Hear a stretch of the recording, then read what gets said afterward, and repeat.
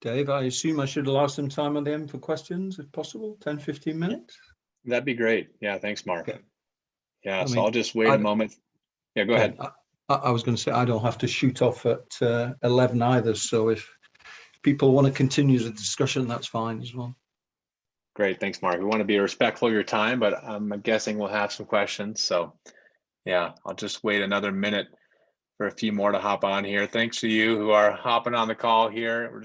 We have Mark here ready to go. I'm just going to wait a few more minutes for a couple stragglers to come in, and I'll do introduction and we can get started.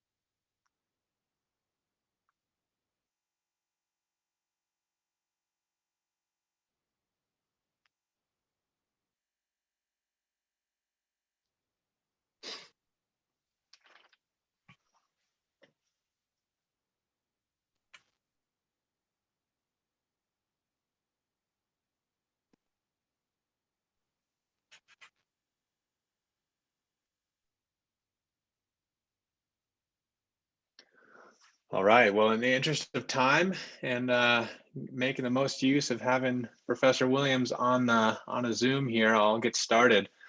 Just do a quick introduction, and then I'll hand it over to Professor Williams to deliver his talk here, and then we're going to save some time at the end, about 15 minutes for some question and answer as well. So it sounds like presentation will be somewhere in the neighborhood of 45 minutes, and we'll save some time for some question and answer at the end as well. Just as a quick introduction, Professor Williams is an internationally recognized researcher and author in the areas of skill acquisition, development of expertise, deliberate practice, and the science behind how the best athletes in the world excel. He's the author of numerous frequently cited papers and books, most notably Skill Acquisition in Sport, which I'm working through right now. So that's very interesting, Mark. And his forthcoming book, The Best, How Elite Athletes Are Made. And I shared 2 chapters from that book that Mark made available as well, both very interesting. This book examines the sports science and process of how elite athletes develop to be the best.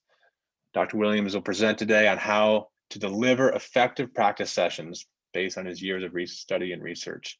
For our coaches, examining and learning more about the effectiveness of coaching methods, it's an ongoing process for every coach, no matter how experienced you are. I think there are concepts in here that can be applied equally to a first-time U8 athlete at Howelson to our very highest end athletes who may be preparing for the Olympics. This cuts across ability and experience. So we're lucky to have Dr. Williams here this morning to share his knowledge with our coaches. He's speaking to us from the UK this evening. So Dr. Williams, thanks for sharing your time and for being with us. I'll let you take it from here. Okay, my pleasure. And thanks very much, Dave, for the opportunity to talk to you and your coaches in the morning there in Colorado. As Dave said, I'm just going to convey some general principles about effective practice and instruction. And one of the first things I'll start off with actually is the concept of deliberate practice. And I'm sure probably most of you will know that Anders Ericsson and colleagues, and Anders unfortunately passed away a few months ago now, but they did the classic landmark study in the early 90s where they looked at the developmental history profiles of elite musicians in a music academy in Berlin. And what we have on the graph here is the number of hours accumulated in practice over the careers of violinists of varying levels, from professional to least accomplished experts, even amateur pianists here, and then the age of the musicians along the bottom. And what obviously stood out about the data was the notion of 10 years and 10,000 hours. So if you draw the line across from 10,000 hours, of course, you do see that the professional violinists have accumulated around 10,000 hours in practice. Now, the 10,000 hours was never actually a rule, it was only a guideline. And I think the hours that are actually needed to reach the elite level do differ somewhat from one sport to the next. But we actually do have some data from skiing, and we had and still have a collaboration with the US Ski and Snowboard, where they gave us access to several hundred of their skiers within the elite pyramid system in the US. And you very much see in the data here that skiing is very much an early engagement sport, with most kids beginning to participate in developmental activities in the sport around 5 or 6 years of age. And you will see that they begin to participate in regular coach-led activity around a very, very similar age again. And in essence, they do accumulate by the age of 18, around 8,000 hours of practice. So rather ironically for skiing, the 10 years, 10,000 hours is not actually too far off the mark. And the majority of the practice hours, as you see here, are accumulated in coach-led group activity with relatively little individual practice and play-related activity. As you see, there's thousands of hours on the vertical axis and the different types of practice activities on the bottom here. So I think it's just interesting to share some of that data. Skiing, however, is not what I would call an early specialization sport, because the skiers did accumulate a number of hours in other sports. And as you see here, it's not uncommon between the age of 6 and 12 in the left-hand graph that these skiers might participate in 5 or 6 other sports. And that, I guess, partly reflects the multi-sport nature of American culture, plus, of course, the fact that skiing is very much a seasonal sport. And they actually accumulated almost as many hours in other sports as they did in skiing. Yeah. So we actually termed it an early engagement sport, rather than necessarily an early specialization sport. So they are still accumulating a large number of hours in skiing from a very early age. Clearly, of course, in all of this discussion, it's not just the quantity of practice that is important, but is also the quality of practice. And I just wanted to talk a little bit about the concept of deliberate practice. And what Erickson argued was that experience is actually not necessarily well correlated with performance, in so much as that if people continue to accumulate the same types of experience and don't actually engage in deliberate practice, then they won't necessarily improve. So deliberate practice, he defined a specific purposeful practice with the intention of improving some aspect of performance. So what we have here on the vertical axis is performance, and then amount of deliberate practice on the bottom. Then we have a classical learning curve. And clearly with these learning curves, you get a very rapid initial improvement performance and then a plateauing out later on. And the whole concept of deliberate practice is that therefore you need to identify at each stage of development the specific practice activities that individuals need to engage in order to be able to progress up the learning plateau. And I think what this highlights in many ways actually is the very individual nature of learning. And I guess the challenge that you might have, if you recall from one of the previous graphs, in that the majority of skiers spend most of their time in group practice. I mean, clearly in the group, there will be skiers at varying levels of ability. And what might be one skier's deliberate practice might be another skier's mere accumulation, passive accumulation of practice. So certainly I'm trying to draw attention to the importance of the need for a very individualized approach to training.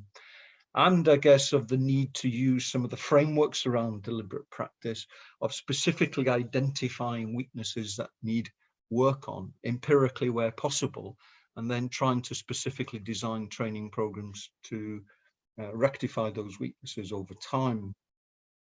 Interestingly, experts across all sports tend to approach the process of practice a little bit differently, actually, in that we know that less expert athletes tend to spend more time practicing their weaker skills, whereas less elite athletes spend more time practicing skills they're already good at, whereas in contrast, less expert athletes spend more time practicing their weaker skills.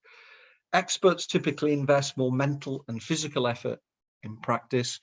They're more cognitively engaged in the process of learning and self-reflection, both during, after, and in between practice sessions. And often, but not always, they do find practice less enjoyable. But I think that partly depends on, what they're practicing, whether it's very technically oriented or whether it's there's some element of competition involved. But certainly what you see with the experts here is they very much have a growth mindset, and that they're continually practicing what we call a challenge point. So the challenge point is the level of difficulty in practice, which needs to be sufficiently high, of course, that it challenges the system to grow and adapt. And of course, because you're always practicing around the challenge point, there is an increased risk of failure. And what you find with experts as well is that they're better able to embrace failure and to see it as a positive opportunity for growth. So they tend to be more resilient, to have higher levels of grit, and to have stronger perfectionist tendencies. So the main point and the reason in presenting that information there quickly is that the concept of individual differences in where a skier or a snowboarder is at any particular moment in time is obviously something that coaches need to be very cognizant and aware of in delivering coaching sessions. The second factor that I think coaches need to be aware of more than anything is the differentiation between performance and learning. So when you take your coaching session and you might have 6 to 8 16-year-old boys or girls in the session, and you're working away in your coaching session, what you actually see is the performance of those athletes, that is observed behavior, and not actually their learning.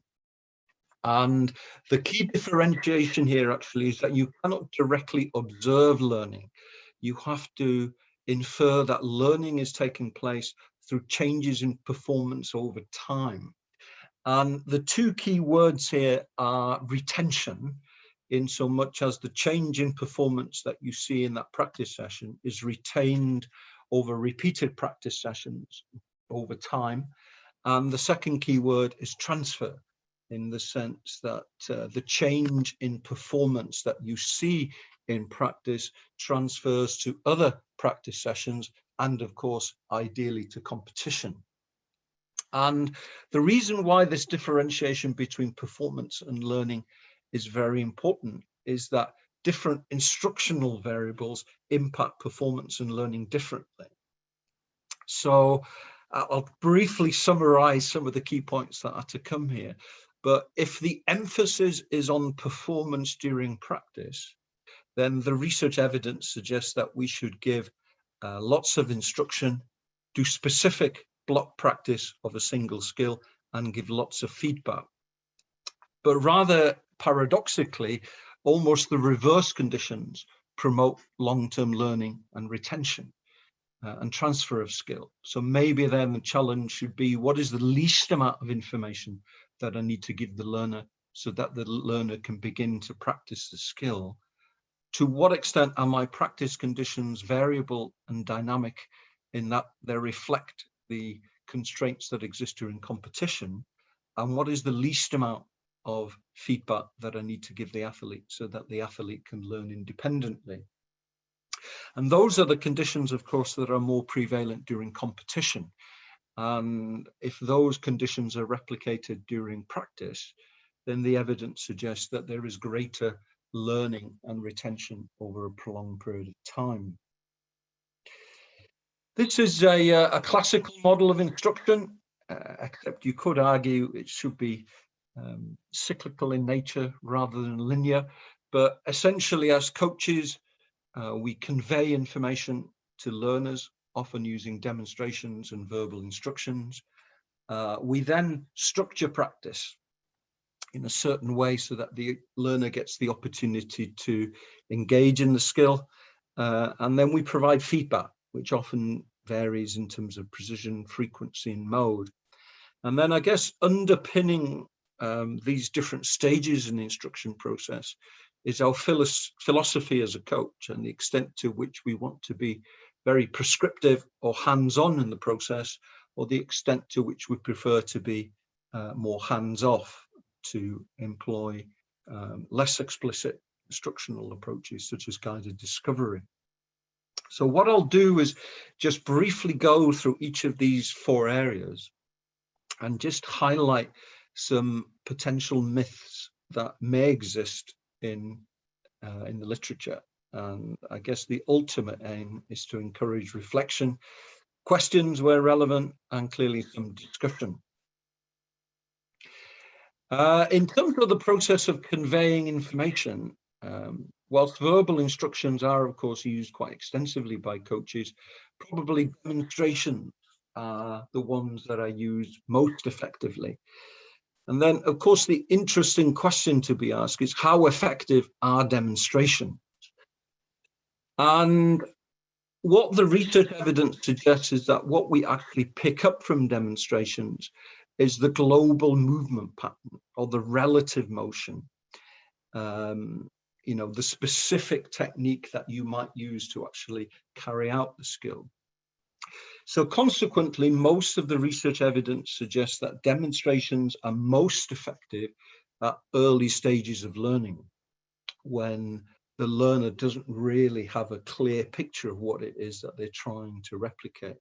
What we know is that demonstrations are actually less effective later in learning, where notionally what the learner is trying to do at that time is to refine or to scale an existing movement pattern. So things like distribution of weight, force, and acceleration are not easily picked up visually, in the sense that the learner actually has to play around with the task in order to pick up those kinds of variables. So I guess the fundamental argument here is not necessarily that demonstrations aren't effective, it's just that they're not always effective, and perhaps actually we do tend to rely on them too much. There are also some downsides with demonstrations, in the sense that a demonstration implies that there's an ideal technique that has to be used. And there is an argument actually that this might be overly constraining. So I guess to some degree, I should really have a whiteboard and a pen here at this point, but let me just visually sort of talk about what I might call a learning landscape. So let's assume that you have a ball that's rolling along the surface, and the ball comes along the flat surface and then it falls into a well. And this well is both narrow, just about wider than the diameter of the ball, and also very deep. And of course, the advantage once the ball falls into that well is that it's then relatively stable and robust. And I guess the traditional view of learning was that we had to groove and refine movement skills. The concept of motor memory and muscle memory might come up quite often, for instance. And that fits in with that philosophy that there is a set way of performing a certain task.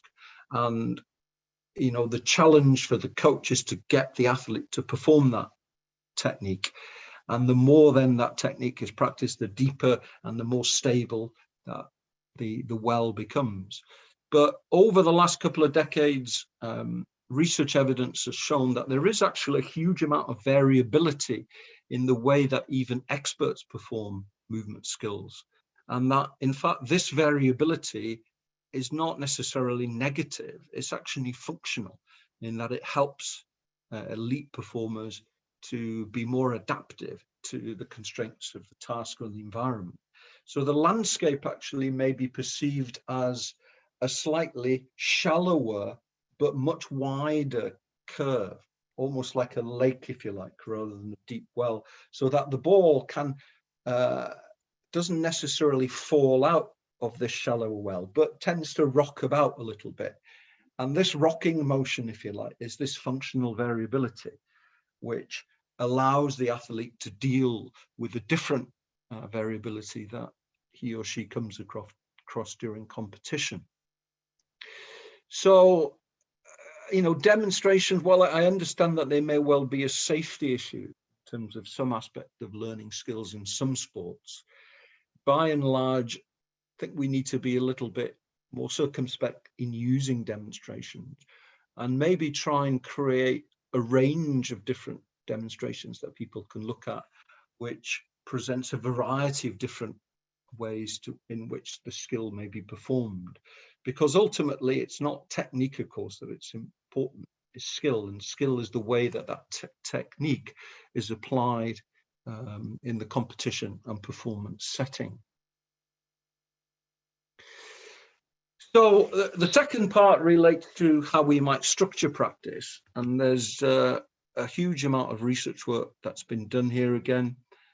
Again, classically, there was a strong tendency to rely very heavily on grid and drill-based practices, whereas more recently, people have found that variability in the way that we structure and practice skills is better for long-term retention transfer, that is learning again.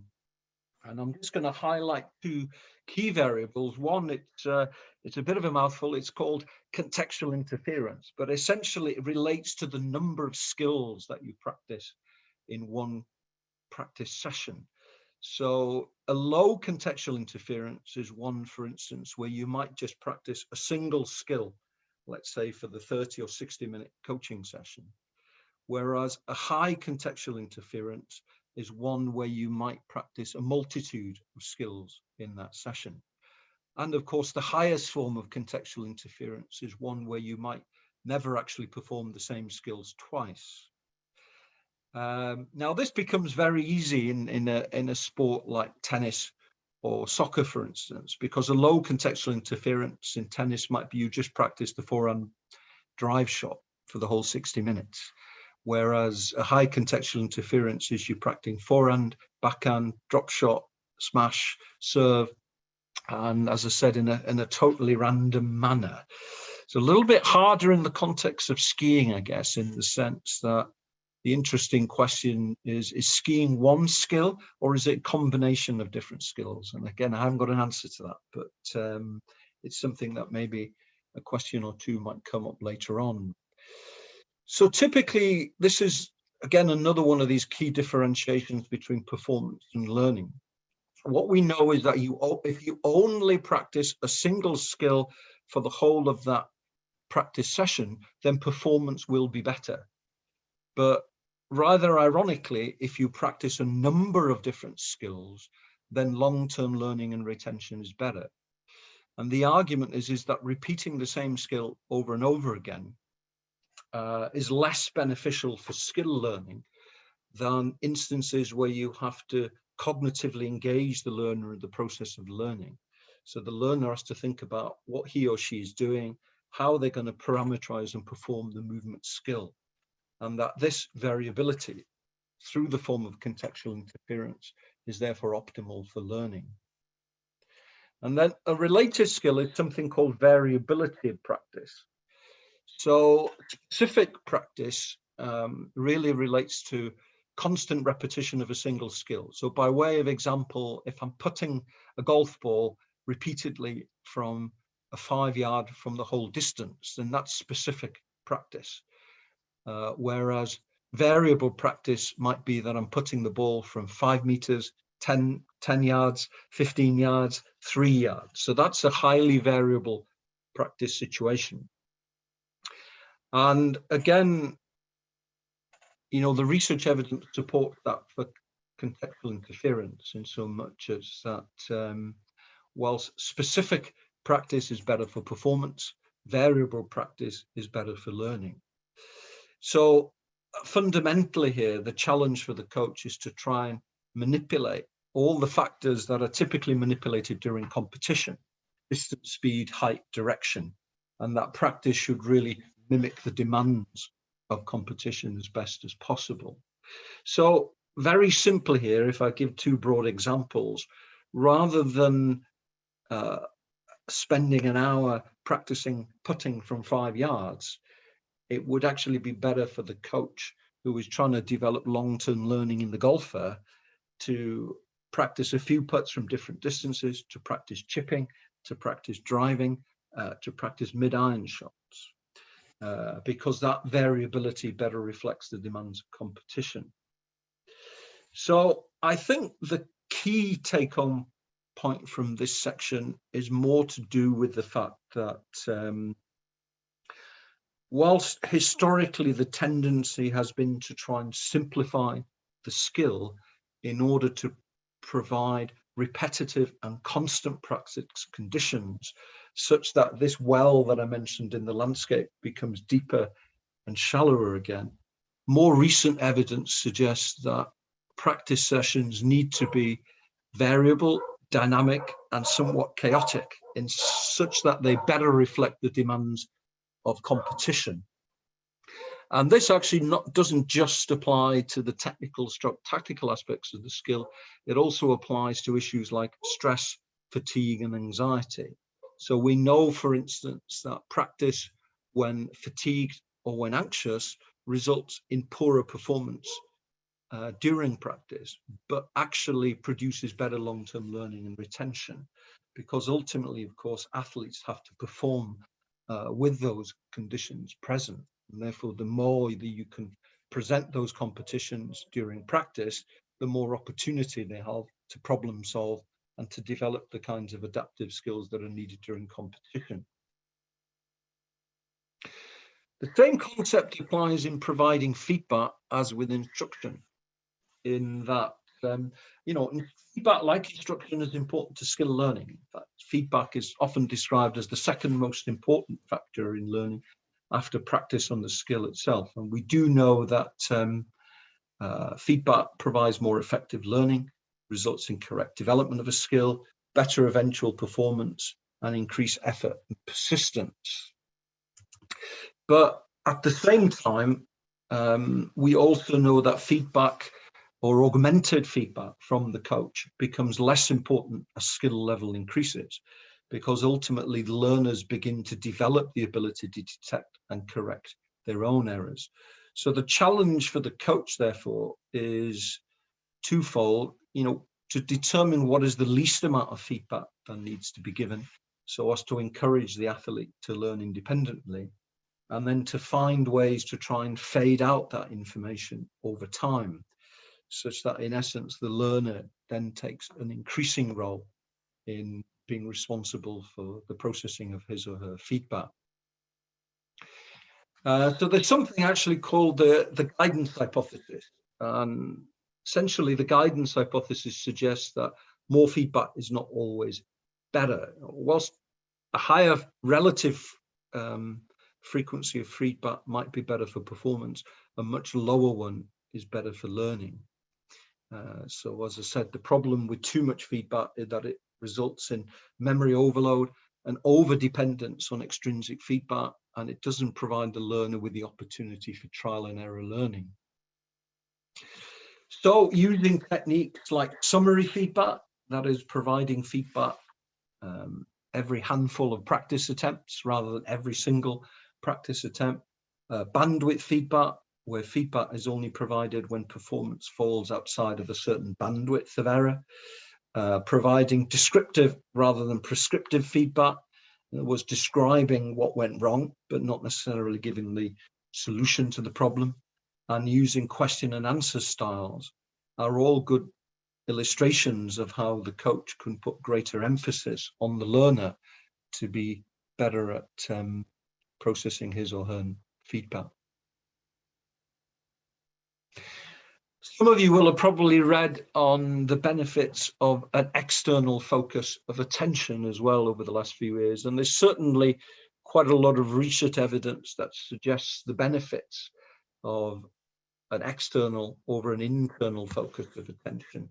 And normally with an external focus of attention, the coach directs the learner's attention to the external action effects, which might, in some sports, for instance, be the trajectory of the ball, whereas an internal focus of attention, the coach directs the learner's attention towards the specific mechanics of the action. And of course, in most sports, the focus is on the external action effects and not necessarily on the replication of a perfect technique. So the advantage of an external focus of attention, again, is it means that more of the learning process becomes implicit, in that the learner is not necessarily consciously aware of the if-then-do rules that actually govern skill learning.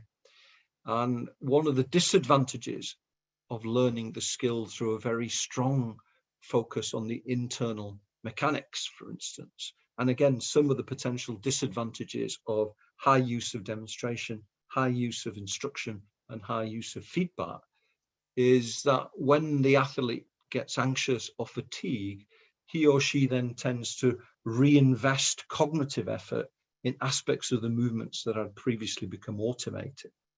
So in other words, we get reinvestment in attentional or focusing attention on aspects of the movement that had become automated through the provoking of anxiety or fatigue in those kinds of situations. So again, clearly there's been in recent years strong evidence highlighting the benefits of more implicit-like approaches to instruction that involve, for instance, guided discovery learning rather than very hands-on approaches to instruction. So this kind of leads me to my last section, which is the kind of coaching philosophy. And I think the overall message from the talk here is that there has been something of a philosophical change, by and large, over the last couple of decades around what may be perceived to be most effective and efficient coaching. And I think this has certainly happened in a number of sports, perhaps not all sports. And in some sports, I think the change has occurred much quicker than others. And some sports are still a little bit reticent and slow to make the change, I guess.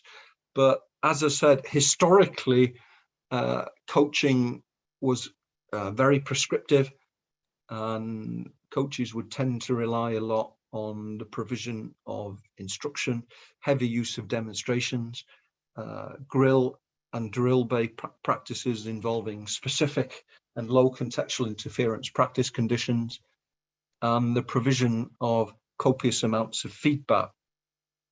Whereas I think more recently, coaches are becoming a little bit more hands-off in the process.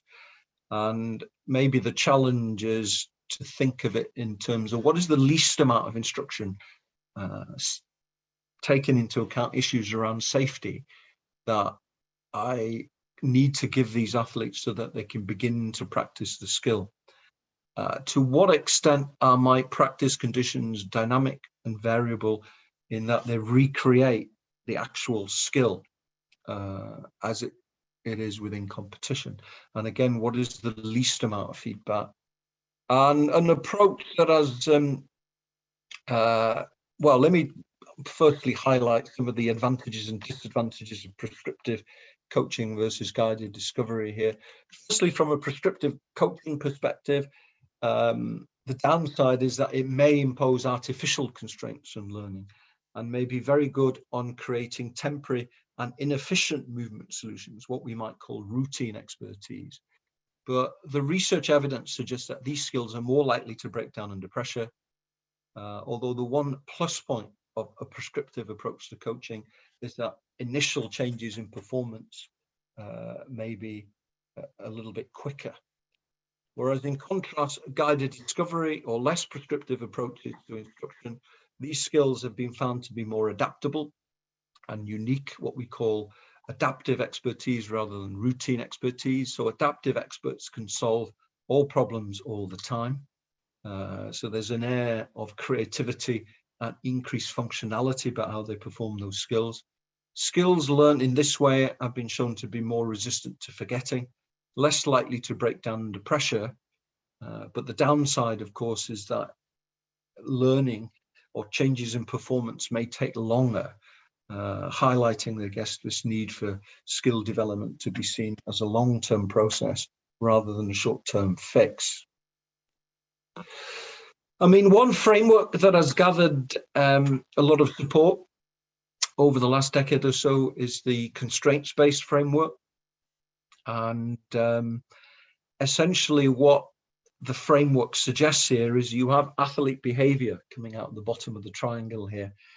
And the model really suggests that the behavior that the athletes show during practice is a function of a range of constraints that act on the performer. And that these constraints may be related to the task. So it could be things like the nature of the equipment, short ski, long ski, for instance.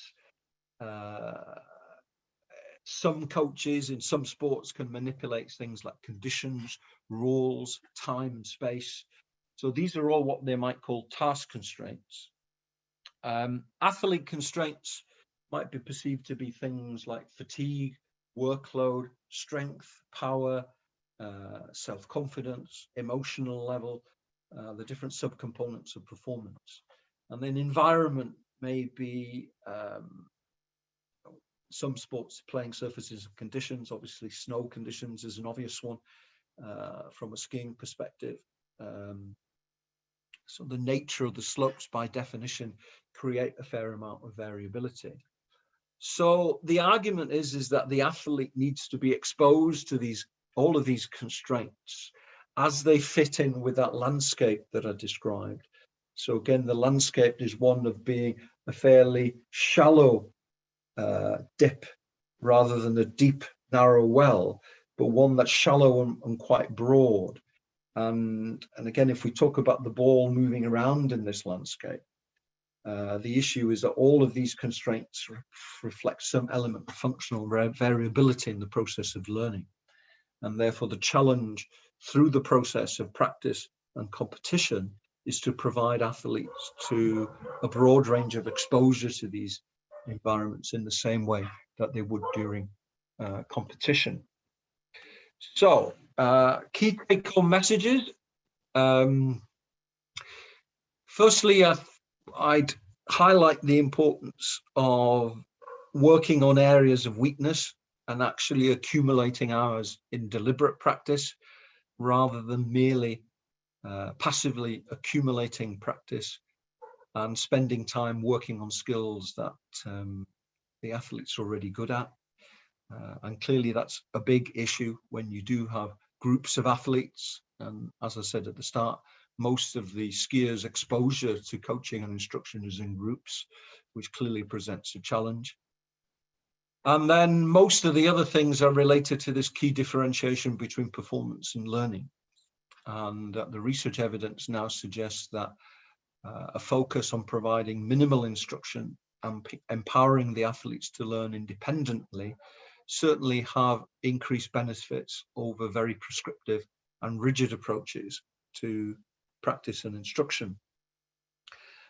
Providing variable and random practice and mimicking the demands of competition as best as possible, which includes not just, as I said, technical and tactical demands, but also emotional, anxiety and fatigue are all important factors that are often present during competition. To find ways to try and empower the athlete to become more involved in the process of learning by reducing feedback provision and embracing more hands-off rather than hands-on approaches to instruction are certainly methods that coaches have had some success with across other sports. So I think that's a quick summary, a quick A to Z of some key points in effective practice and instruction, but hopefully there'll be some questions that might help clarify a little bit. Mark, thank you so much. That was fascinating. You certainly condense some complex concepts and deliver them in a very clear, concise way. So I appreciate that. I should finish with my cover of my new book as well. Yeah, there you go. Yeah. A plug. It's out in hardback on the 1st of December, but it is available in Kindle and in audio form at the moment, actually. Very And good. as you And said, thank I you for think I sharing those sent a chapters couple with of us too. I sent a couple of chapters through to you, didn't I? I think the one that on deliberate practice and the one on coaching philosophy, I think. You did. Yeah, thank you. So for coaches on the call, if you'd like to just raise a hand in the chat function, or I think you just do that hand raise, I can unmute you guys to ask some questions. I'll just get one started off. I just want to be clear about one I think is really profound here, Mark. The idea that short-term performance is improved by this prescriptive block repetitive training.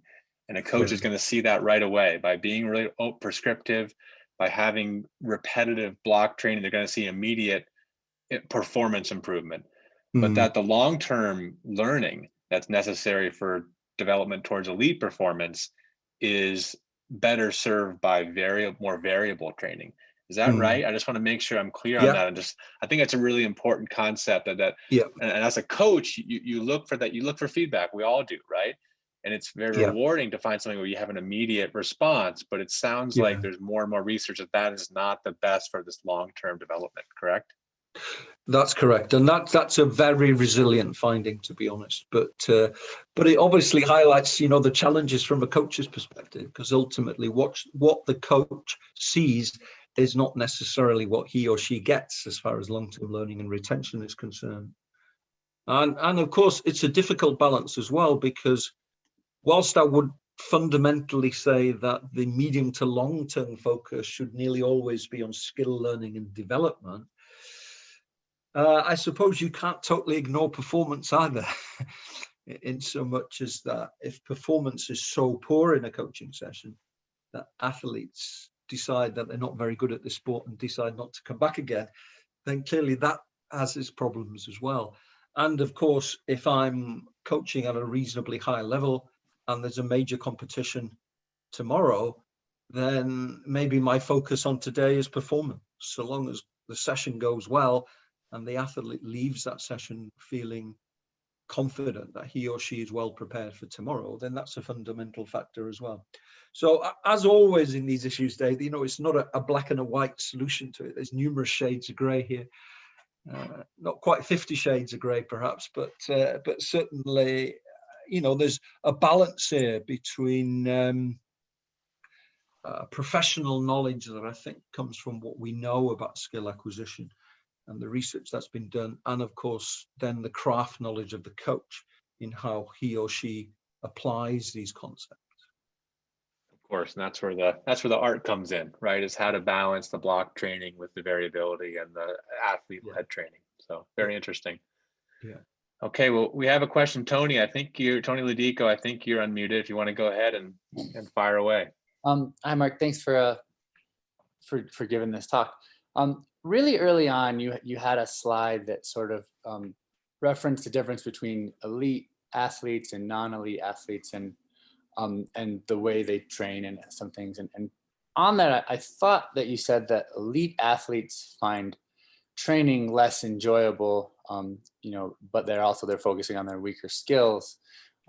Did I get that right? That the elite guys find it less enjoyable than maybe our recreational or non-elite athletes? Yes, you did. And sorry, I got a bit muddled at that point. My mind drifted away for a second. But yes, generally in a few empirical studies, experts have tended to find practice less enjoyable. I suspect the reason for that is probably because they're practicing skills that, as you implied, that they're not so good at, and that therefore they're less successful than they would normally be. Yeah, they may have a higher tolerance for frustration. So I guess then where I go as a coach who works with a broad range of athletes, how do we balance, or what are your thoughts on trying to make non-elite athletes, which make up the large majority of youth athletics, trying to get them to train too much like elite athletes and balancing that frustration versus a rewarding experience? Yeah, that's a big challenge, and I've raised this point a few times actually. And just by way of example, I had a friend of mine who was also Brit, and he coaches quite a large soccer club up in Logan, Utah. And he's very much into this constraints-based approach around skill learning. And he did try to introduce it within the club structure. And he had a lot of difficulties. And he had difficulties in terms of trying to get the coaches to embrace it. He had difficulty in terms of getting the parents to embrace it. And sitting having a beer with him one night, well, listen, at the end of the day, I can use an analogy. I'll say, well, it's horses for courses to some degree.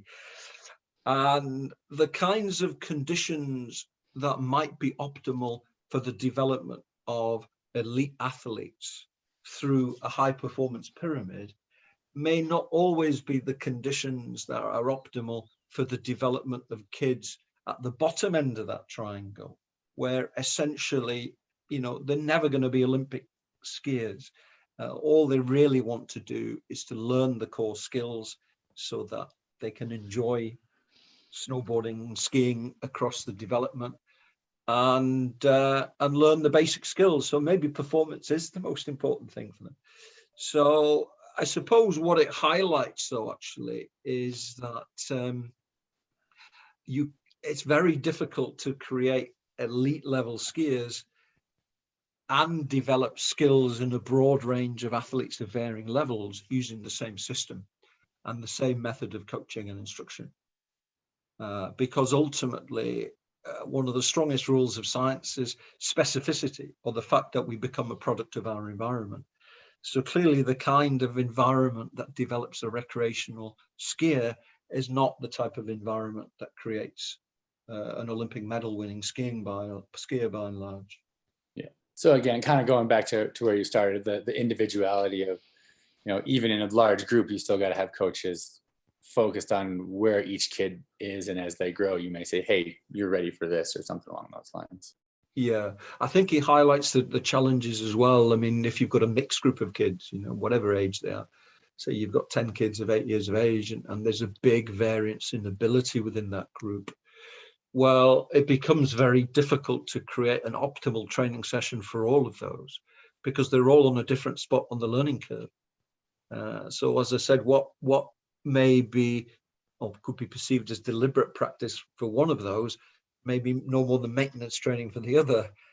And it always raises an interesting question for me. And if I could find a way to solve this, I'd probably be a zillionaire. But if you think about an hour's coaching session, whatever the sport it is, okay, and you say, okay, what is the transfer? What proportion of that 60-minute practice session actually transfers to meaningful improvement in performance? And it's quite difficult, isn't it? I suspect that if we could quantify that, it'd be much lower than we think. It might be no more than 10 or 20%, which illustrates really how much time is probably wasted during practice because of these difficulties around individual differences. What is deliberate practice? And creating these practice conditions that are variable and dynamic, and that actually creates this kind of challenge point to skill learning is immensely difficult. And you can think it's difficult in the concept of, I mean, learning ultimately, of course, is a biological change in the system, okay, much like weight training. So if you think of it in the same way, if I want to grow a bicep, then the key issue is specificity. So I've got to be engaging in a practice activity that uses the bicep. And then clearly there has to be some element of repetition to it. And there has to be some element of overload to it, such that the bicep or the neural networks in the brain go, wow, this is hard. I've got to adapt in order to be able to cope here. And rather ironically, changes in neural structures in the brain, much like muscle in the bicep, actually develops through rest and recovery.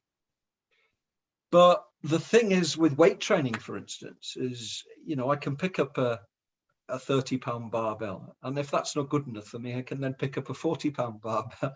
Whereas it's much, much harder to do that in the concept of skill development and learning. in terms of, how do you modify and control the learning environment to provide the same kind of stress that you would need to develop sort of muscle mass, for instance, in a different context. Thank you. Fascinating. I think Blair, you're next, and if you wouldn't mind just introducing yourself so Mark knows just what age group and what sport you work with, that'd be great. All right. Hey, Mark. I am the youth program development director. So I work with kids all the way from 3 to 9 or 10 years old, and then some recreational athletes after that. So my question is, I was just thinking of our U10 group, which is 8 and 9-year-olds, and a lot of that is just fundamental skills, working with them, but wondering if you're saying more of a random approach, wondering if it's taking one skill, for instance, like balance, and having them practice over a variety of different, whether it's courses or terrain or different conditions, or are you saying taking 3 skills and incorporating that within a training? Like let's say you're going to work on balance and edging and working on all of those in a training more randomly, or having more of a lateral learning where you're working on one skill, but in a variety of different environments. Yeah, I think you're possibly touching on a couple of points there. I suppose the broad question would be, what is variability practice in the context of skiing, for instance? And I know when I did quite a bit of work for US Skiing, we had a long debate about this. In some sports like golf, for instance, then the variability is easy in terms of it's the distance between the golfer and the flag, which creates implicit variability. I suppose in skiing, variability could come in terms of the conditions of the snow, the incline of the slope, the terrain, the weather conditions are all aspects of variability. And then we also had a very interesting debate around skills. So in soccer, in baseball, in basketball, in golf, it's quite easy, isn't it? In that there are different components. So putting, driving, chipping are different skills. Whereas I guess in skiing it's a little bit less clear, because ultimately, of course, you ski down the slope. Now, you could argue that you could split that skiing process into different functional skill aspects. And I think probably what I would take away from it is the concept that it's better to practice, assuming that there are subparts to the skiing process, it's better to practice all of those sub skills in an integrated manner where possible, as opposed to practicing a small part of it in single isolation. Because the problem is, if you keep practicing the same skill over and over again, what happens in essence, the brain switches off actually.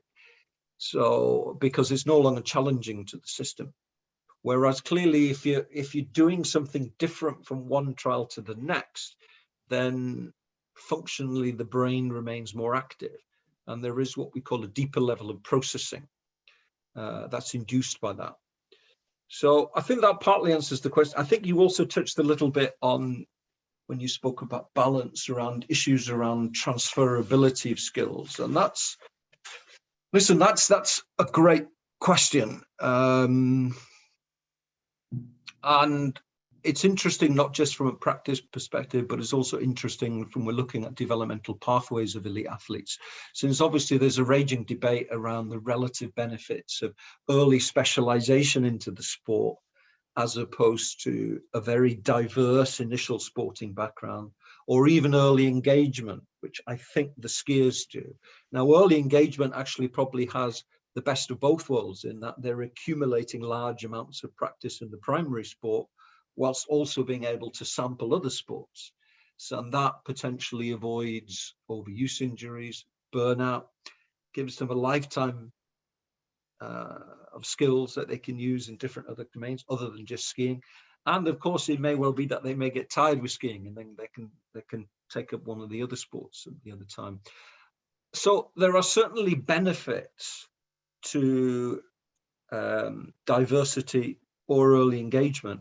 However, there isn't a huge amount of evidence that suggests that skills actually transfer, in that whilst intuitively and anecdotally we can see that maybe there is some element of transfer across sports. And you might see, well, someone who's good at basketball might also be at soccer, but there's no evidence to suggest that the amount of transfer that occurs is actually pivotal in the development of expertise in the primary task. And we really have no idea what would transfer and to what extent you would need to engage in other sports for that transfer to be meaningful. So you mentioned that, of course, because you mentioned balance. And I thought, well, of course, there's lots of sports that potentially involve balance. But then the question is it the same type of balance? And functionally, is the balance that you might need in ice skating, for instance, the same as the balance that you might need in skiing? And we don't really know enough about that.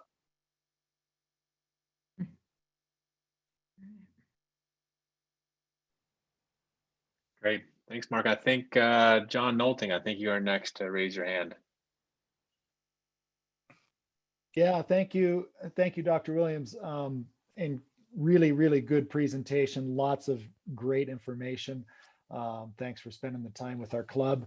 I had a question. One of the things with related to motor performance versus motor learning at the point in a practice session where the athlete starts to become fatigued. I know that there's been a practice commonly. Coaches will see, oh, they're starting to get tired. They're not performing as well. We're going to cut practice out. Yet I believe that some of the best opportunities for motor learning to occur is if we go a little bit beyond that point at which maybe performance is starting to suffer. Do you have any comments for the coaches as to when, when I think the fear is for coaches, I see some bad habits popping up. They're getting tired. We better cut it because I don't want to ingrain these bad habits. Any thoughts as to if we're really after learning, where to draw that line? Yeah, I mean, I think you raise a great point. And I used to be a soccer player in my youth, and I still remember the coach saying, let's practice our technical skills while we're nice and fresh at the start of the session. But, that's one of those differences between performance and learning again, in the sense that we know that if you practice when not fatigued, then performance will be better in the practice session. But ultimately, of course, you have to compete when fatigued. And therefore, consequently, it's more likely that learning is better when we practice skills when fatigued. And even though the technique may not look brilliant and it might be a little bit rough around the edges, well, that's invariably often also the case in competition. When they're skiing on the edge between success and failure, they're fatigued, they're anxious. Emotionally, they're somewhat unstable. So the gist of it is that practice when fatigued is negative for performance, often, maybe not always, but often, but does not have a negative impact on long-term learning and retention. That's the basic principle. Then it's up to you, I guess, in terms of how you apply that.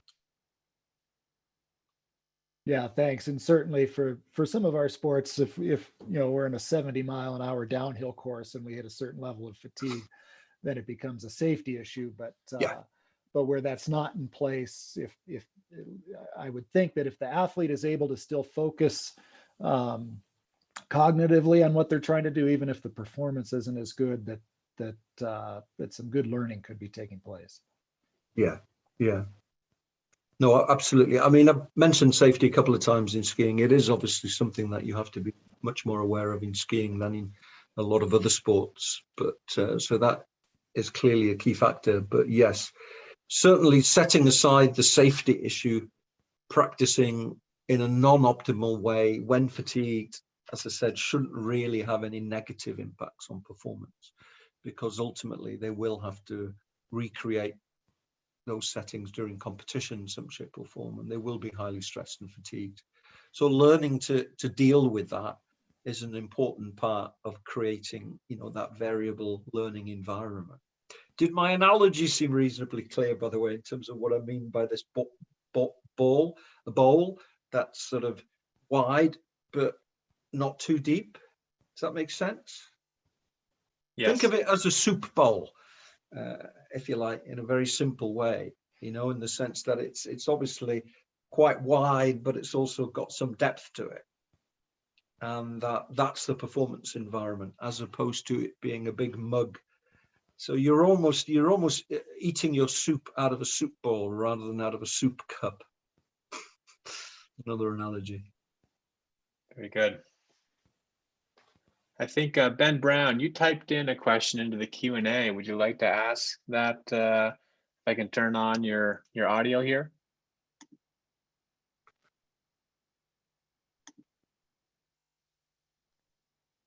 Yeah, can you hear me, Dave? I can, yeah. Yep.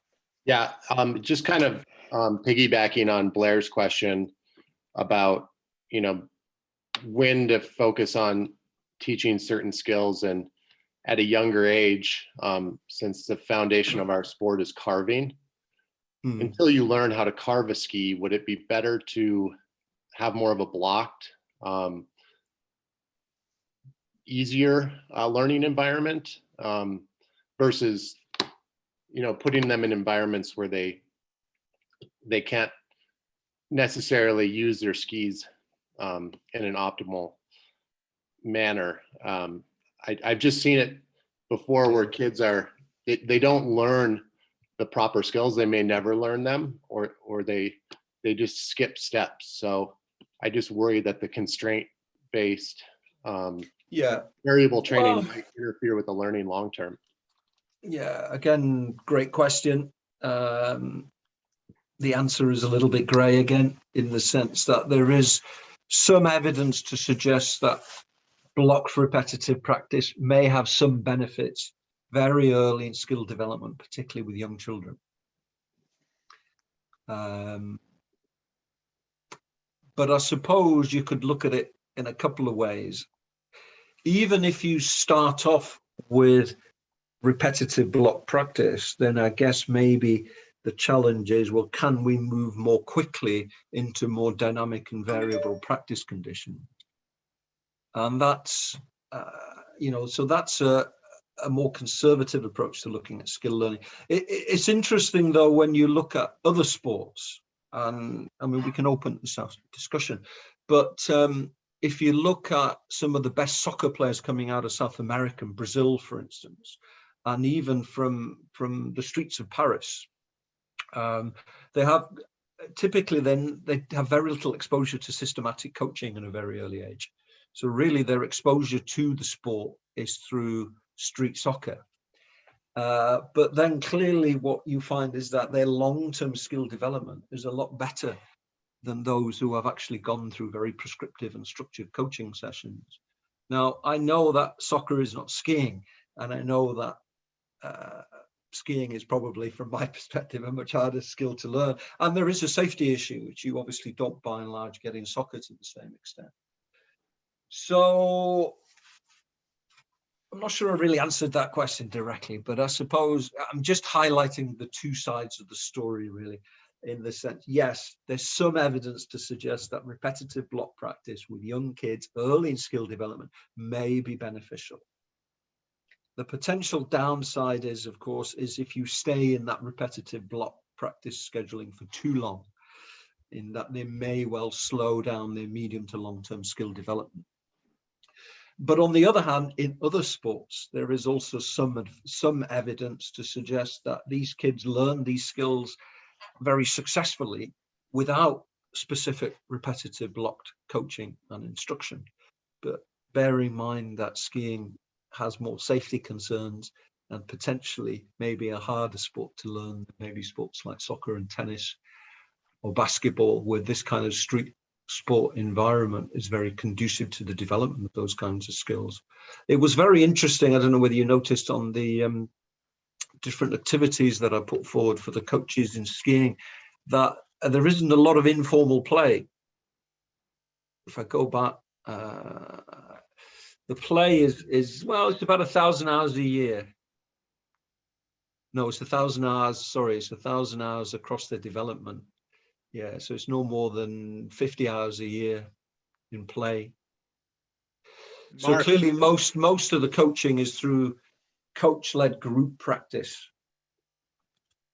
Yeah. one idea here, just to interject, is do you think that 1,000-hour number might be too low? That might be the difference between US elite skiers and perhaps the best skiers in the world. It might be the difference in how much time they spent with play.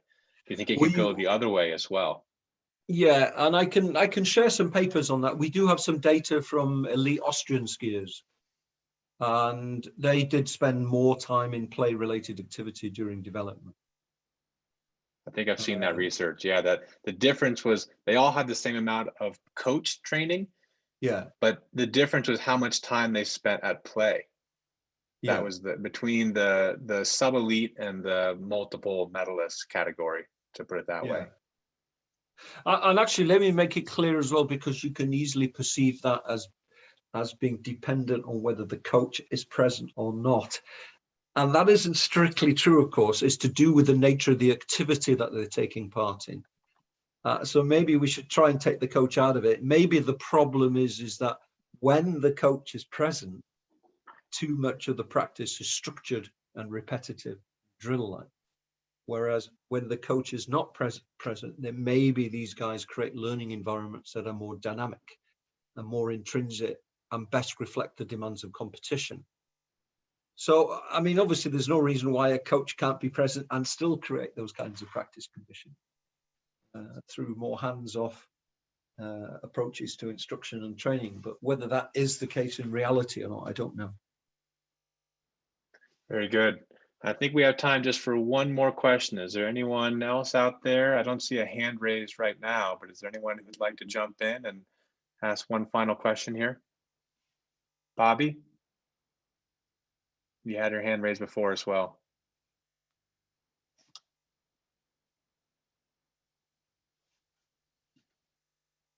Yes, I was just thinking about like these soccer players that are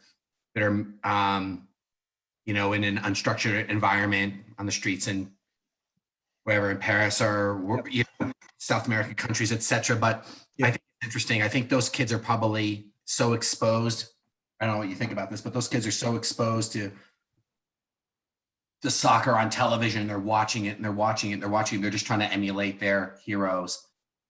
Really trying to emulate the people that they watch, where, you know, like, I guess I could sit down with you for the next 2 hours and ask you a lot of questions, but just in relation to that, where, like, for instance, in skiing, if these kids aren't really watching a lot of, you know, competitive, high level competitive skiing, they don't really know what it looks like, and they're not really trying to mimic. And it's a high skill level sport, skiing is, right? So it's not as instinctive as maybe soccer would be, or like you think of a kid being a running back, you know, an athlete being a running back. There are some skills to be learned, but it's certainly not. It's not like skills of a skier, of an alpine skier. Yeah, if stuff looks like, you know, it's hard for them to really mimic it or to, you know, to get better in that more free environment. I don't know what you think about that. Oh, I mean, again, that's a great point, and you're right. In Paris, in the back streets of Liverpool, in Rio de Janeiro, I mean, clearly, soccer is by far the most popular sport in those countries, and you know, it's a huge part of the culture.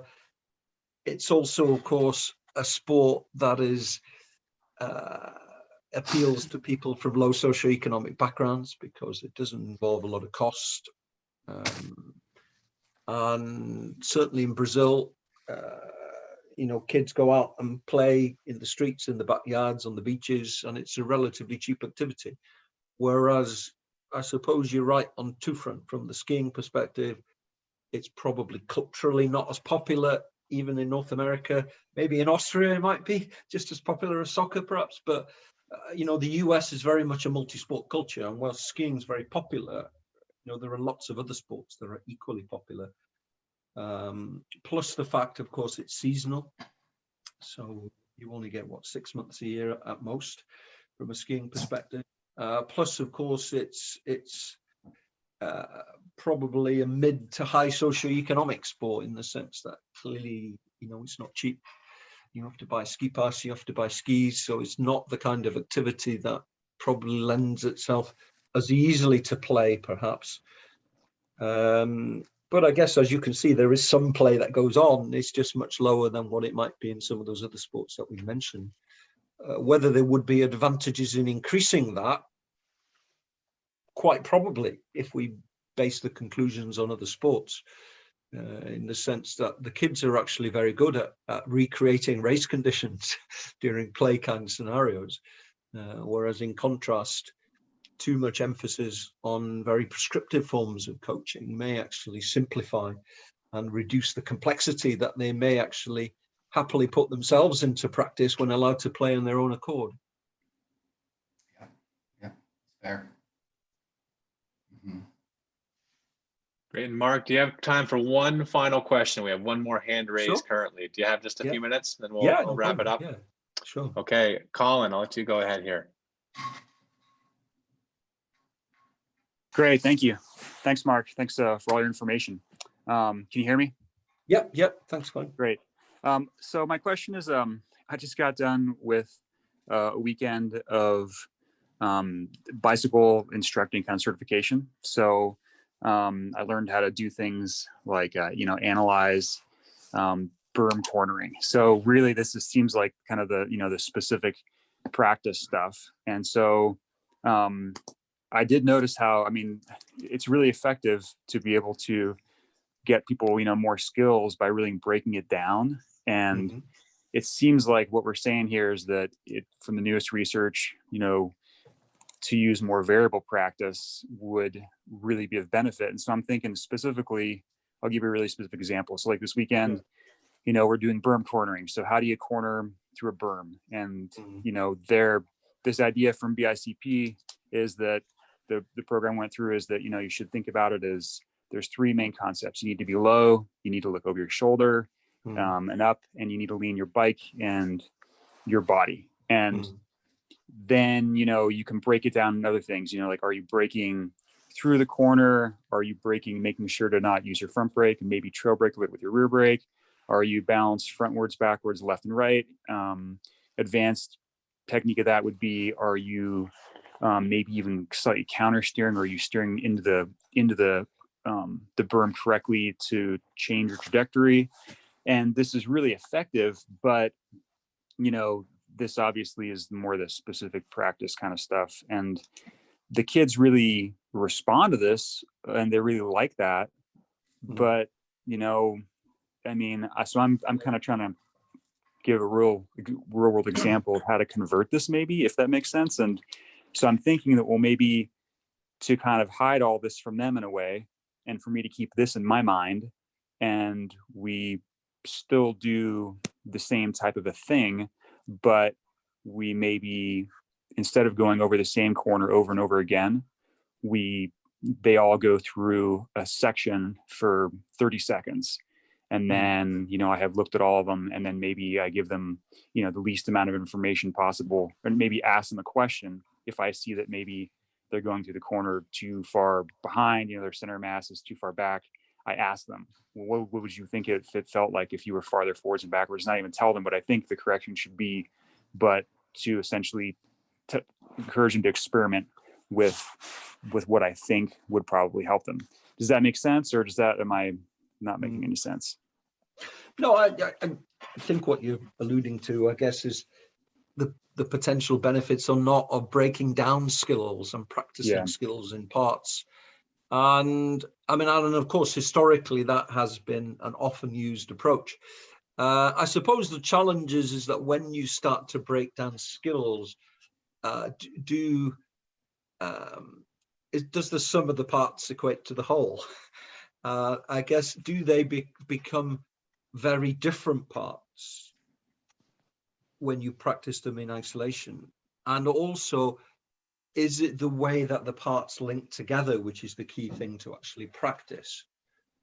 So just to give you another example, for instance, so if you think of practicing baseball batting, okay, so a lot of top baseball batters might practice striking a ball against a pitching machine. Okay, whereas the downside of pitching or batting practice against a machine is, firstly, you've removed the postural information from the pitcher that is quite key and integral to it. So the body shape of the pitcher, your knowledge of the pitcher and his tendencies to pitch certain deliveries at certain times. So the whole context is removed from it. Plus, of course, in the real game situation, you've got to play the ball into a certain area of the field and not just hit it. And the evidence suggests that when people practice against a ball projection machine for a swing, the kinematics of the swing are not the same as the kinematics in the real match situation. So then the interesting question is, what are they actually practicing, if anything meaningful there? So I think, coming back to the parts bit, the danger is when you practice things in isolation, are you practicing the same components as used in the same way as they would do when all the different parts are brought together? And typically the evidence for that isn't strong. So there are certainly some concerns around using whole part learning, although historically it's been quite a popular approach, but I think it's been less popular of late, and the evidence suggests that there may be some issues and difficulties with it. Great, thank you. Okay. Well, Mark, thank you so much. That was fascinating. I'll be reading your book. I can put it that way. Okay. No, yeah. So, listen, I always enjoy these kinds of coach education opportunities. I mean, ultimately, at the end of the day, I appreciate that coaching is probably one of the toughest jobs in the world, and having coached myself a fair bit, albeit in soccer, but ultimately, I see my task as just trying to improve the professional knowledge of the coaches. But ultimately, of course, the coaches need to reflect and decide how they integrate that professional knowledge into their craft knowledge on a day-to-day basis. And it's a difficult challenge. Yeah, and you could really see it in the two chapters that you shared. It seems that this balance between repetition and focus and play and putting this power in the athlete's hand and not being as prescriptive. That seems to be the core of what we're talking about here, is how do you balance those two things? Yeah, absolutely.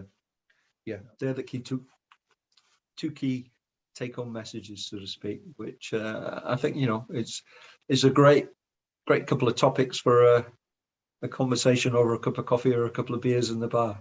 So very good. We're looking forward to getting back to that soon. So speaking of that, we'll let you get to dinner there in the UK. And thank you so much for your time, and really excellent presentation. I really appreciate it. Thank you so much. Okay, my pleasure. Have a great day, guys. Thanks. Thank you.